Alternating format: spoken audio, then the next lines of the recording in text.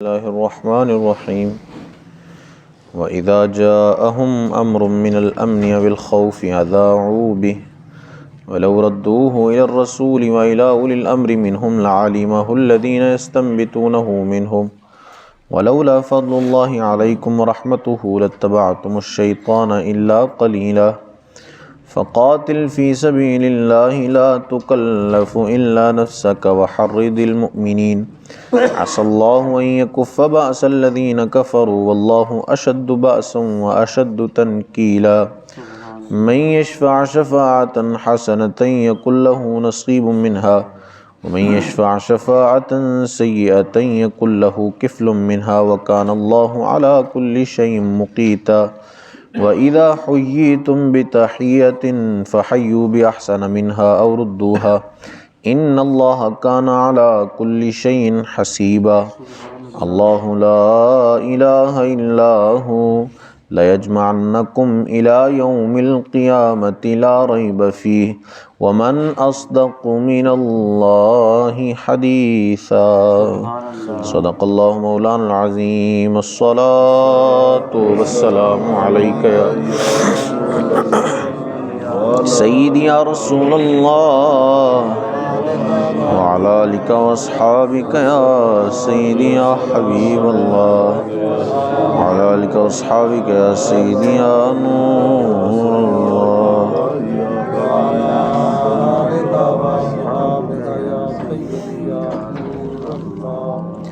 وَإِذَا جَاءَهُمْ أَمْرٌ مِّنَ الْأَمْنِ اور جب ان کے پاس کوئی بات اطمینان او الخوف یا ڈر کی آتی ہے اذاعوا بی تو اس کا چرچا کر بیٹھتے ہیں وَلَوْ رَدُّوهُ إِلَى الرَّسُولِ وَإِلَى أُولِي الْأَمْرِ مِنْهُمْ اور اگر اس میں رسول اور اپنے اختیار والے لوگوں کی طرف رجوع کرتے لَعَلِمَهُ الَّذِينَ يَسْتَنبِطُونَهُ مِنْهُمْ تو ضرور ان سے اس کی حقیقت جان لیتے یہ جو بعد میں کاوش کرتے ہیں ولولا فضل اللہ علیکم ورحمہ اور اگر تم پر اللہ کا فضل اور اس کی رحمت نہ ہوتی لاتبعتم الشیطان الا قلیلا تو ضرور تم شیطان کے پیچھے لگ جاتے مگر تھوڑے۔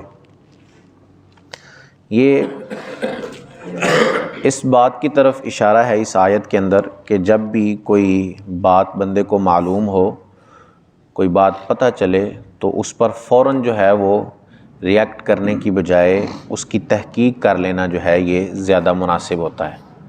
ایسا نہ ہو کہ آپ جو ہے وہ اس خبر کو سن کر اس کے مطابق عمل کریں فوراً اور بعد میں پتہ چلے کہ وہ جو خبر تھی وہ جھوٹی تھی، اس کا کوئی سر پیر ہی نہیں تھا۔ تو یہ جو ہے وہ یہاں بیان فرمایا گیا کہ اللہ فرماتا ہے کہ جب ان کے پاس کوئی بات پتہ چلتی ہے تو فوراً اس کا چرچا کرنے لگتے ہیں، اور ہمارے ہاں آج آپ دیکھ رہے ہیں یہی رواج ہے۔ کوئی ہلکی سی بات جو ہے وہ سوشل میڈیا پر نکلتی ہے اور وہ آہستہ آہستہ کرتے کرتے ایسی پھیل جاتی ہے کہ وہ اس کا جو ہے روکنا پھر مشکل ہو جاتا ہے۔ تو اب وہ پھر چند دنوں بعد پھر اس کے بعد یہ پتہ چل جاتا ہے کہ جی یہ خبر جو تھی یہ بالکل جھوٹی تھی اور سر پیر ہی کوئی نہیں تھا اس کا۔ تو یہ ہمارے جو زندگی کے معاملات ہیں اس میں بھی بڑی جو ہے وہ فائدہ مند چیز ہے کہ جب بھی کوئی ہمیں خبر پتہ چلے تو سب سے پہلے اس کی تحقیق کریں، پھر اس کے مطابق عمل کریں۔ جیسے ہمارے گھروں میں معاملات ہیں، کوئی جو بعض لوگ ایسے ہوتے ہیں کوئی ادھر کی ادھر لگاتے ہیں، تو اگر کسی کو پتہ چلے کہ وہ کوئی اس کو کہہ رہا ہے کہ فلاں بندے نے تمہارے بارے میں جو ہے نا وہ یہ بات کہی تھی، تو اس بندے کو چاہیے کہ بجائے اس کے کہ وہ اس بندے سے لڑائی کرے، اس بندے سے جا کر پوچھ لیں کہ یہ بات مجھے اس طرح پتہ چلی ہے کہ آپ نے میرے بارے میں کہی ہے، تو آپ نے واقعی یہ بات کہی ہے یا نہیں کہی۔ تو آپ یقین رکھیں کہ اگر یہ معاملہ شروع ہو جائے تو بہت سارے جھگڑوں سے جو ہے وہ ویسا ہی بندہ بچ جائے گا، جھگڑے میں پڑنے کی حاجت ہی نہیں ہوگی۔ اگر وہ خبر کی تصدیق کر لے اس بندے سے، جس بندے کا نام لے کر کوئی کہہ رہا ہے نا کہ فلاں نے کہا ہے آپ کے بارے میں، تو خود ڈائریکٹ اس سے پوچھ لے کہ یہ اس طرح بات ہوئی ہے، اگر ہوئی ہوگی تو بتا دے گا، نہیں ہوئی گی تو نہیں بتائے گا۔ تو اس سے جو ہے وہ بہت سارے فسادات سے بندہ بچ جاتا ہے، تو اسی کی طرف جو ہے وہ اس میں اشارہ کیا گیا۔ فقاتل فی سبیل اللہ تو اے محبوب اللہ کی راہ میں لڑو، لا تکلف الا نفسک تم تکلیف نہ دیے جاؤ گے مگر اپنی طاقت جتنی، وحرد المؤمنین اور مسلمانوں کو ابھارو، عسى اللہ ان یکف بأس الذین کفروا قریب ہے کہ اللہ کافروں کی سختی روک دے، واللہ اشد بأسا واشد تنکیلا اور اللہ کی طاقت سب سے سخت تر ہے اور اس کا عذاب سب سے زبردست ہے۔ اس آیت کا شان نزول یہ ہے کہ بدر صغریٰ، یہ پہلے بھی میں عرض کر چکا ہوں یہ کیا ہے۔ بدر صغریٰ یعنی جنگ بدر کے وقت جب کفار واپس ہو لیے اور جو ہے ان کے بہت سارے جو ہے وہ مر گئے سردار، تو پھر جنگ احد میں دوبارہ سامنا ہوا مسلمانوں سے۔ احد میں جب واپس جا رہے تھے تو ابو سفیان نے حضور کو ایک طرح سے چیلنج کیا کہ اسی مقام پر اگلے سال ہم دوبارہ ملیں گے۔ احد کا مقام جو تھا جہاں جنگ احد ہوئی، وہاں واپس جاتے ہوئے ابو سفیان نے حضور کو یہ کہا کہ اگلے سال ہمارا آپ کا مقابلہ ہوگا اسی میدان میں انہی دنوں کے اندر۔ تو جب وہ وقت، اس کو بدر صغریٰ کہتے ہیں اس جنگ کو، جب وہ وقت آن پہنچا تو حضور نے جو ہے وہ اپنے ساتھ، حضور کو اللہ نے کہا کہ آپ جو ہے وہ اس سے پیچھے نہ، کیونکہ کچھ لوگ ایسے تھے کہ جو وہاں جانا نہیں چاہتے تھے دوبارہ سے لڑنے کے لیے، تو اللہ عز و جل نے حضور کو حکم دیا کہ آپ پیچھے نہ ہٹیں، چاہے آپ اکیلے ہی رہ جائیں، آپ ضرور وہاں جنگ کرنے کے لیے جائیں، اللہ ضرور آپ کی مدد فرمائے گا۔ تو اس کا معاملہ اس طرح ہوا کہ صرف 70 لوگ تھے جو آپ کے ساتھ تیار ہوئے، لیکن حضور جو ہے وہ اللہ کے حکم سے پیچھے نہیں ہٹے۔ اس سے حضور کی شجاعت بھی جو ہے وہ سامنے آتی ہے کہ حضور سب سے زیادہ بہادر شخص تھے۔ کیوں؟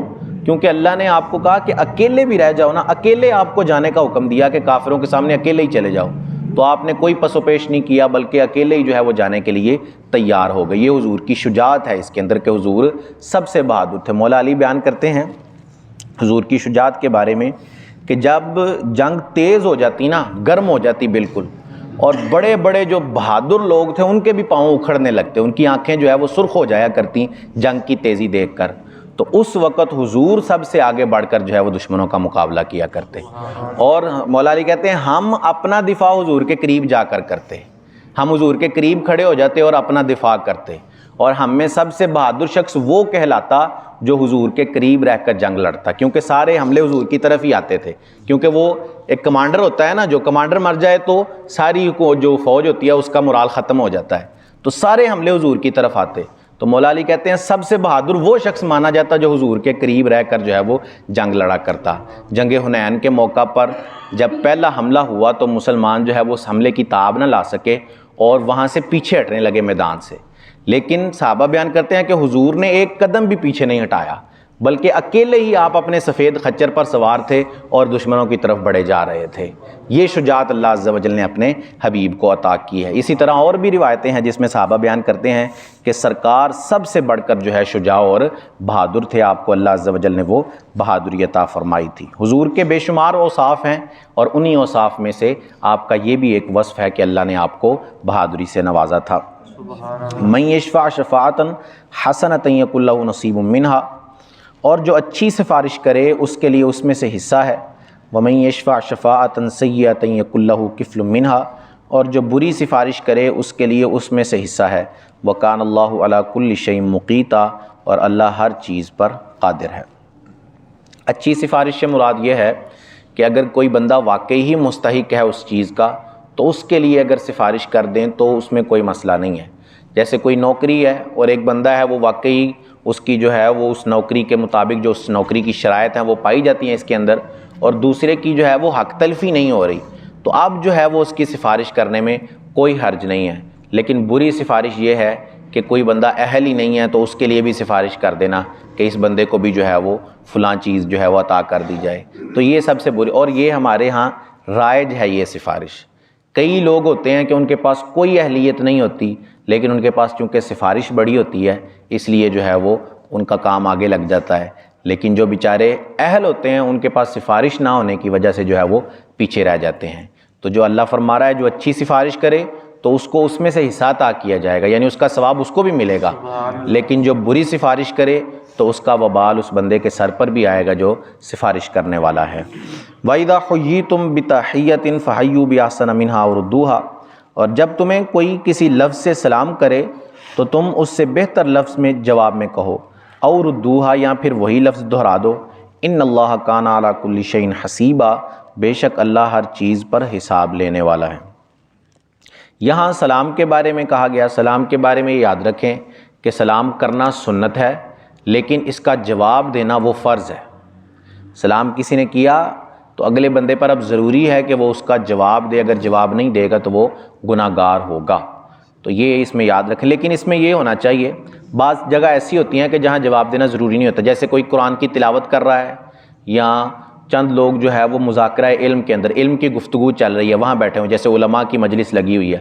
اسی طرح جو ہے وہ کچھ لوگ نماز کے اندر مشغول ہیں یا کوئی اذان دے رہا ہے، کوئی اقامت پڑھ رہا ہے، تو ان کو اگر کوئی سلام کرے گا تو اس کا جواب دینا ان کے لیے ضروری نہیں ہوگا. یہ نہ بھی دیں جواب تو کوئی مسئلہ نہیں ہے. ہمارے ہاں چند لوگوں کی عادت ہوتی ہے کہ وہ جو ہی مسجد کے اندر جو ہے وہ آتے ہیں، یہاں سے دروازہ کھول کر تو السلام علیکم اونچی آواز سے کہتے ہیں.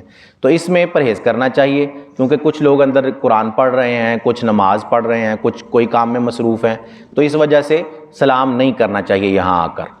تو یہ جو ہے وہ، اور دوسرا مسئلہ اس آیت کے اندر جو بیان کیا گیا وہ یہ کیا گیا کہ کوئی اگر سلام کرتا ہے تو اس کو اچھے الفاظ میں جواب دینا. اس کا کسی نے اگر السلام علیکم کہا ہے تو اب جواب دینے والے کو چاہیے کہ وہ السلام علیکم ورحمۃ اللہ کہہ دے ساتھ. اگر اس نے ورحمۃ اللہ بھی ساتھ کہا تھا، اس کو چاہیے کہ یہ وبرکاتہ ساتھ بڑھا دے. لیکن وبرکاتہ سے جو ہے وہ آگے کوئی اضافہ نہیں کیا جائے گا، کیونکہ حدیث میں وبرکاتہ تک اضافہ ہے. کہ حضور کی حدیث ہے کہ 3 گروہ آئے. ایک بندہ آیا حضور کی بارگاہ میں، اس نے آ کر حضور کو کہا السلام علیکم، تو حضور نے ویسا ہی جواب اس کو دیا السلام علیکم. دوسرا آیا، اس نے السلام علیکم ورحمۃ اللہ کہا، حضور نے اس کو السلام علیکم ورحمۃ اللہ کے ساتھ جواب دیا. تیسرا آیا اور اس نے السلام علیکم ورحمۃ اللہ وبرکاتہ کہا، تو حضور نے اس کو السلام علیکم ورحمۃ اللہ وبرکاتہ کا جواب دیا. اس سے آگے کوئی اضافہ نہیں. ہمارے ہاں بعض لوگ وبرکاتہ سے بھی آگے 2-4 کلمات بڑھا دیتے ہیں، وہ جو ہے وہ ان کی بڑھانے کی حاجت نہیں ہے اور نہ ہی وہ کرنا چاہیے. اللہ لا الہ الا ہو، اللہ ہے کہ اس کے سوا کسی کی بندگی نہیں. لیجمعنکم الی یوم القیامہ، وہ ضرور تمہیں اکٹھا کرے گا قیامت کے دن. لا ریب فیہ، جس میں کوئی شک نہیں. ومن اصدق من اللہ حدیثا، اور اللہ سے زیادہ کس کی بات سچی ہے. یہاں جو ہے وہ اللہ عز و جل کے صدق کی بات کی جا رہی ہے. ہمارے ہاں بعض فرقے ایسے ہیں جو معاذ اللہ یہ کہتے ہیں کہ اللہ جھوٹ بولنے پر قادر ہے. یہ فرقوں کا عقیدہ ہے بعض کا کہ اللہ عز و جل جھوٹ بولنے پر قادر ہے. اس پر دلیل وہ یہ دیتے ہیں کہ اگر اللہ کو قادر نہ مانے تو بندہ تو جھوٹ بولنے پر قادر ہے، تو اس طرح تو اللہ کی قدرت معاذ اللہ کم ہو جائے گی بندے سے، کیونکہ بندہ جھوٹ بولنے پر قادر ہے اور اللہ قادر نہیں ہے. تو ہم اس کے بارے میں ویسے تو اور بھی کئی سارے جوابات بن سکتے ہیں کہ اگر صرف جھوٹ ہی کو دیکھنا ہے تو پھر بندہ تو اور بہت ساری چیزیں کرنے پر قادر ہے، تو کیا معاذ اللہ اللہ کی ذات کے لیے وہ بھی مانیں گے؟ بندہ شادی کرتا ہے، نکاح کرتا ہے، بچے پیدا کرنے پر قادر ہے، تو کیا ہم معاذ اللہ کے بارے میں بھی یہ گمان کریں گے کہ وہ بھی یہ سارے کام کرنے پر قادر ہے؟ کیونکہ اگر اس میں یہ سارے کام نہ مانے جائیں تو اس کی قدرت بندے سے کم ہو جاتی ہے. ایسا بالکل نہیں ہے. جھوٹ جو ہے وہ اپنی قباحت کی وجہ سے، یہ برائی فعل ایسا ہے کہ اس کا اس کی قدرت کے تحت آنا ہی ممکن نہیں ہے. تو اس بات میں اس کی قدرت میں کوئی نقص نہیں آتا کہ وہ جھوٹ بولنے پر قادر نہیں ہے، بلکہ وہ اس فعل کی جو ہے وہ نقص ہے، اس فعل کی برائی ہے کہ یہ اتنا برا ہے کہ یہ اس کی قدرت میں آ ہی نہیں سکتا. اللہ عز و جل کے بارے میں یہ عقیدہ ہوتا ہے کہ اللہ عز و جل ہر ممکن پر قادر ہے اور ہر محال اس کی قدرت سے باہر ہے. ہر محال چیز وہ ہوتی ہے کہ جو ہو ہی نہیں سکتی. اب محال یہ ہے کہ اگر کوئی بندہ یہ عقیدہ رکھے کہ اللہ محال پر بھی قادر ہے، محال وہ چیز جو کبھی نہیں پائی جا سکتی اللہ وہ بھی کر سکتا ہے، تو اگر اس بارے میں عقیدہ رکھے تو معاذ اللہ پھر دوسرا خدا ہونا بھی محال ہے. تو اگر یہ عقیدہ رکھا جائے کہ محال ہو سکتا ہے، اللہ محال پر قادر ہے، تو پھر کیا وہ دوسرا خدا پیدا کرنے پر بھی قادر ہے؟ تو اس وجہ سے بہت ساری جو ہے وہ چیزیں خراب ہو جائیں گی اگر یہ عقیدہ رکھا جائے کہ محال چیزیں جو ہیں وہ بھی اللہ کی قدرت کے تحت آ جاتی ہیں. تو اسی طرح جس طرح باقی چیزیں محال ہیں اللہ کے لیے، اسی طرح جو ہے وہ جھوٹ بھی محال ہے، اور یہ ان کا محال ہونا اس کی قدرت میں کوئی نقص پیدا نہیں کرتا، بلکہ ان کی برائی کی وجہ سے یہ فعل اپنے ذات کے اعتبار سے اتنے برے ہیں کہ یہ قدرت الہی کے اندر آ ہی نہیں سکتے. ان کی شان ہی نہیں ہے کہ یہ قدرت الہی کے تحت آ جائیں. تو ان کے نہ آنے کی وجہ سے قدرت الہی میں کوئی نقص واقع نہیں ہوتا. اللہ عز و جل سے دعا ہے کہ اللہ عز و جل ہمیں قرآن کی صحیح فہم عطا فرمائے. آمین بجاہ خاتم النبیین صلی اللہ علیہ وسلم. اللہم صلی علی سیدنا و مولانا محمد معدن الجود والکرم وعلی آلہ واصحابہ وبارک وسلم. مالک کریم عز و جل نماز فجر ادا کرنا، درس کرنا، سننا اپنی بارگاہ میں قبول فرما. غلطیاں کوتاہیاں اپنے فضل و کرم پر معاف فرما. ہم سب کی، ہمارے والدین کی اور حضور اکرم صلی اللہ علیہ وسلم کی ساری امت کی بخشش فرما۔ ہم سب کو خلوص و استقامت سے 5 وقت باجماعت نماز پڑھنے کی توفیق عطا فرما۔ ہم سب کا خاتمہ بالایمان فرما۔ ہم سب پر اپنی نظر رحمت فرما۔ سبحان ربک رب العزت عما یصفون وسلام علی المرسلین والحمد للہ رب العالمین، وصلی اللہ تعالی علی حبیبہ سیدنا و مولانا محمد وعلی آلہ واصحابہ اجمعین برحمتک یا ارحم الراحمین۔